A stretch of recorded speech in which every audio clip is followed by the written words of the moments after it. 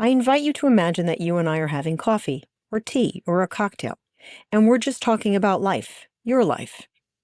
You are likely a woman currently in a leadership position or on a leadership track who appreciates mentors or friends that help you navigate the complexities of your work and personal life. I know because I've been there, but I never had the benefit of someone helping me when it mattered. I want to be that person for you. I named this book The 7 Secrets to Creating a Life You Love, a Practical Guide for Women in Leadership, because every moment, every micro moment, as I call it, matters. Micro moments turn into macro outcomes.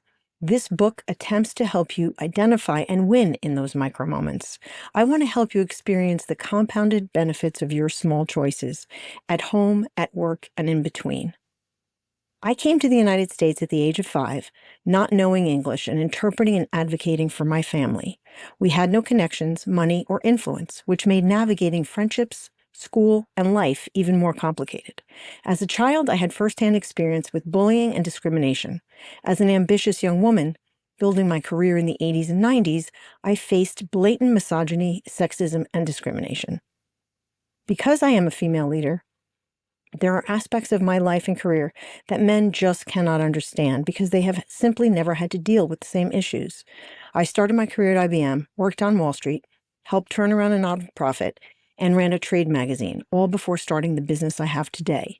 And unlike those experiences, my business of today serves my life. My life doesn't serve my business, and that is by design. The journey of having that be the case was not always straight and not always fun. I remember looking for answers, guidance, mentorship, and support, and finding all the books and articles I could find were written by men. In those days, it was very uncommon to find women willing to mentor other women as we were coming up through the ranks. It was an environment of alpha men and alpha women. It was survival of the fittest for these women, and they did not have the time or the inclination to worry about the entry-level women. I decided a few years ago that I had to help change that for other women. You may be a high-powered woman leader people go to for answers, guidance, mentorship, support, etc. The question is, who do you go to? I am hopeful that this book is the place for you. I packed my 59 years of intellectual curiosity, learning, tips, tricks, and hacks on how I have been able to lead a life of intention and happiness, designed by implementing a few small things in 7 key areas. I have blended my own professional and personal takeaways and compiled them for all of you so you don't have to. I am now the happiest I've ever been in my life, more comfortable in my own skin, confident and unapologetic.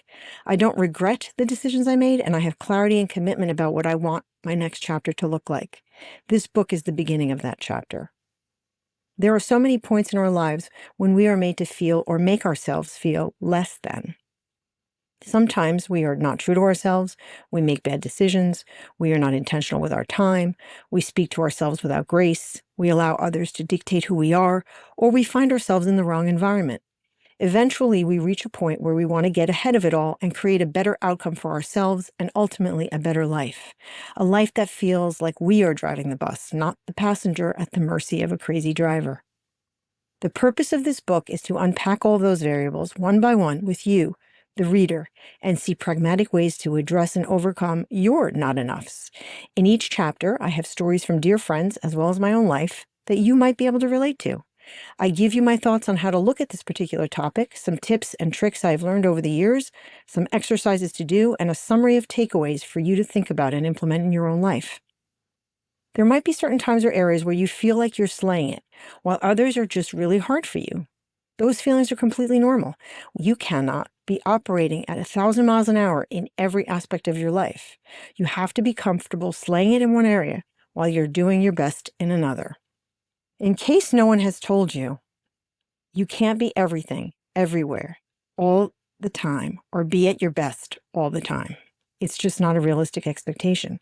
But you can make small changes in various aspects of your life that will make significant impact on your life, your attitude, how you show up, how you feel about yourself, and the overall quality and satisfaction of your life. I want to help you make those small changes in your life so that you can design a life you love that supports who you really are and includes the things that give you joy.